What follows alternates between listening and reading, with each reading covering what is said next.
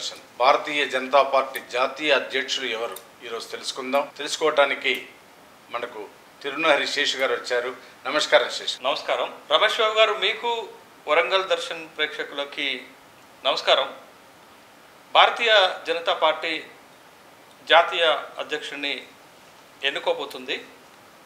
సహజంగా భారతీయ జనతా పార్టీలో ఉండేటటువంటి ఎన్నిక ప్రక్రియ మొట్టమొదటి జిల్లా స్థాయి అధ్యక్షుని ఎన్నుకుంటారు, తర్వాత రాష్ట్ర స్థాయి అధ్యక్షుని ఎన్నుకుంటారు, తర్వాత జాతీయ అధ్యక్షుని ఎన్నుకుంటారు. ప్రతి 3 సంవత్సరాలకు ఒకసారి జాతీయ అధ్యక్షుని ఎన్నుకుంటారు.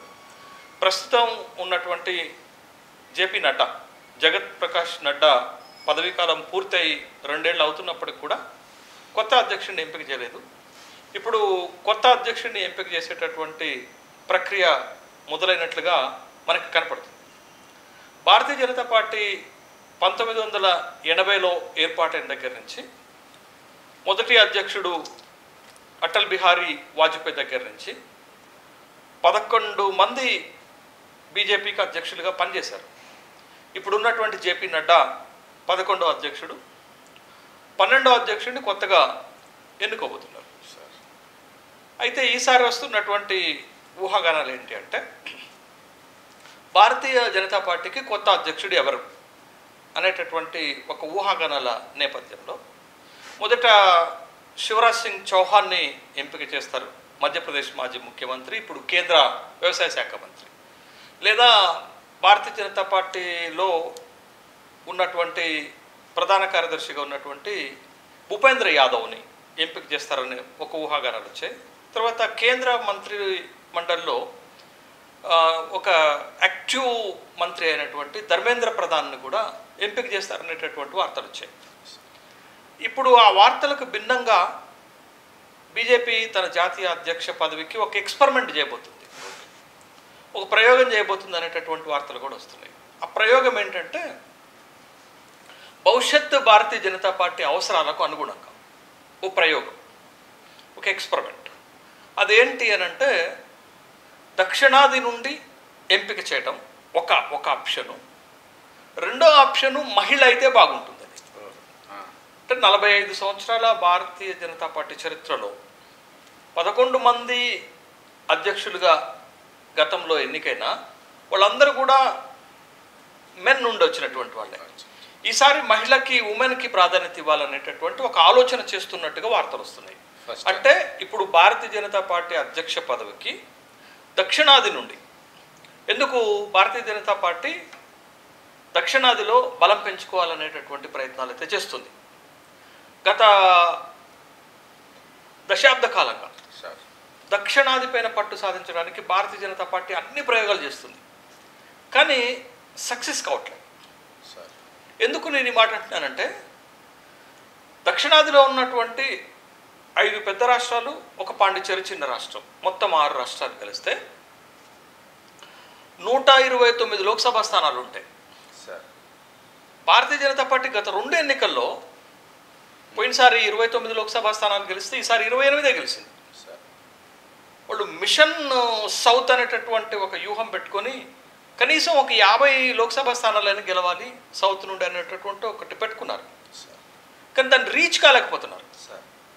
కాబట్టి సౌత్లో బలం పెంచుకునేటటువంటి వ్యూహంలో భాగంగా ఈసారి జాతీయ అధ్యక్ష పదవిని సౌత్కి ఇవ్వాలి. ఒకటి, సౌత్ నుండి ముఖ్యంగా మహిళను ఎంపిక చేస్తే బాగుంటుంది అనేటటువంటి ఒక అభిప్రాయం, ఒక వార్తా కథనాలు అయితే పెద్ద ఎత్తున వస్తున్నాయి. అయితే సౌత్ నుండి గతంలో భారతీయ జనతా పార్టీకి తమిళనాడు నుండి జానా కృష్ణమూర్తి పనిచేశారు, ఆంధ్రప్రదేశ్ నుంచి ముప్పవరపు వెంకయ్య నాయుడు కూడా పనిచేశారు. సౌత్ నుండి 2 ప్రెసిడెంట్లు గతంలో పనిచేసినప్పటికి కూడా సౌత్లో అనుకున్న స్థాయిలో వాళ్ళు బలపడలే. బట్ ఈసారి స్ట్రాటజీని కొద్దిగా మార్చుకున్నట్టు కనపడుతుంది. సౌత్ పైన ఫోకస్తో పాటు సౌత్ నుండి జాతీయ అధ్యక్షుని ఎన్నుకోవడంతో పాటు మహిళ అయితే కొంత బాగుంటుందనేది. ఎందుకు ఈ అభిప్రాయానికి వచ్చారు అని అంటే, మీరు ఇటీవల ఏ ఎన్నిక చూసినా కానీ ఆయా పార్టీలు, ఆయా రాష్ట్రాల్లో గెలుపోవటంలో మహిళలు చాలా కీలకమైన పాత్ర పోషిస్తున్నారు. ఇవాళ ఢిల్లీలో ఆమ్ ఆద్మీ పార్టీ అంత బలంగా ఎదిగి అధికారంలోకి వచ్చిందంటే మహిళా ఓట్లు. మధ్యప్రదేశ్లో భారతీయ జనతా పార్టీ మళ్ళా గెలిచిందంటే మహిళా ఓట్లు. అక్కడ ఒక లార్డ్లీ బెహన్ లాంటి ఒక పథకం తీసుకొస్తే మహిళలు పెద్ద ఎత్తున భారతీయ జనతా పార్టీకి సపోర్ట్ చేసి గెలిపించారు. మీకు జార్ఖండ్లో జేఎంఎం గెలిచిందంటే మహిళా ఓట్లు, హర్యానాలో భారతీయ జనతా పార్టీ గెలిచిందంటే మహిళా ఓట్లు, మహారాష్ట్రలో భారతీయ జనతా పార్టీ గెలిచిందంటే మహిళా ఓట్లు, కర్ణాటకలో కాంగ్రెస్ గెలిచింది అని అంటే మహిళా ఓట్లు, తెలంగాణలో కాంగ్రెస్ గెలిచిందంటే మహాలక్ష్మి పథకం లాంటి ఒక పథకాన్ని, ఒక గ్యారంటీని తీసుకొస్తే మహిళా ఓట్లు, ఆంధ్రప్రదేశ్లో 6 గ్యారంటీస్లో భాగంగా తల్లికి వందనం లాంటి పథకాలు తీసుకొస్తే మహిళా ఓట్లు. అంటే ఈ రాష్ట్రాలతో పాటు దేశ ఎన్నికల్లో కూడా మహిళల ఓట్లు చాలా కీలకమైనవి. మహిళలు గెలుపు ఓటంలో చాలా క్రియాశీలకమైనటువంటి పాత్ర పోషిస్తున్నారు. భవిష్యత్తులో కూడా మహిళలు రాజకీయాలను శాసించేటటువంటి అవకాశం. కాబట్టి ఈ మహిళలకు అవకాశం ఇచ్చేటటువంటిది, అంటే ఒక సౌత్ నుండి ఒక వ్యూహం అయితే మహిళా ఓట్లు ఇంకొక వ్యూహంతో మహిళకి సౌత్ నుండి ఎంపిక చేసేటటువంటి ఒక కార్యక్రమాన్ని భారతీయ జనతా పార్టీ చేస్తుంది అనేటటువంటి ఒక అభిప్రాయం వచ్చింది. అయితే ఎందుకు ఈ కంపోజిషన్ని ఇప్పుడు పెట్టారు అని అంటే ఒక 4 కీలకమైనటువంటి అంశాలు. పాయింట్ 1 ఒకటి ఏంటి అని అంటే, ఇప్పుడు నేను చెప్పినట్లుగా రేపు జమిలీ ఎన్నికలు వచ్చినా 2029 లోక్సభ ఎన్నికలు వచ్చినా మహిళా బిల్లుని అమలు చేయాలి. ఇప్పటికే మీకు పార్లమెంట్లో మహిళా బిల్లు ఆమోదం పొందింది.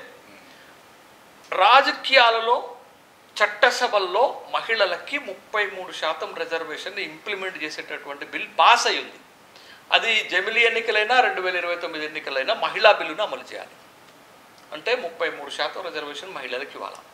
అంటే మహిళలు ప్రాధాన్యత పెరుగుతుంది కాబట్టి ఇక్కడ మహిళని జాతీయ అధ్యక్షురాలుగా ఎంపిక చేసుకుంటే భారతీయ జనతా పార్టీకి రాజకీయంగా కొంత కలిసి వచ్చేటటువంటి అంశం. This is point 1. Point number 2, నేను ఇందాక చెప్పినట్లు మహిళలు గెలుపు ఓటంలో క్రియాశీలకమైనటువంటి పాత్ర పోషిస్తున్నారు కాబట్టి మహిళలకు అవకాశం ఇస్తున్నాం అనేటటువంటి ఒక రాజకీయపరమైనటువంటి ఎక్స్పోజర్ ఇచ్చుకునే క్రమంలో భారతీయ జనతా పార్టీ మహిళలకు అవకాశం ఇస్తుంది. 2. మూడో అంశం ఏంటి అని అంటే, ఇవాళ 3 భారతీయ జనతా పార్టీకి అధ్యక్షులుగా కాబోతున్నటువంటి ప్రచారంలోకి వచ్చినటువంటి పేర్లు 3 కూడా మద్రాసీలే.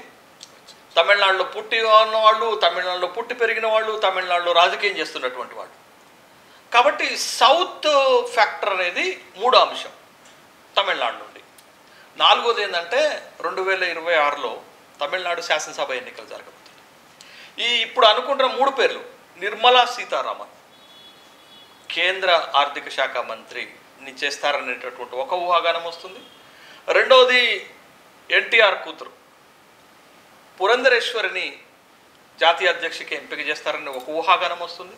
3వది తమిళనాడులో ఎమ్మెల్యేగా ఉన్నటువంటి వనతి రామచంద్రన్, భారతీయ జనతా పార్టీ జాతీయ మహిళా మోర్చా అధ్యక్షురాలుగా ఉన్నటువంటి వనిత రామచంద్రన్, ఈ 3 ఎంపిక చేస్తారనేటటువంటి ఊహాగానాలు వస్తున్నాయి.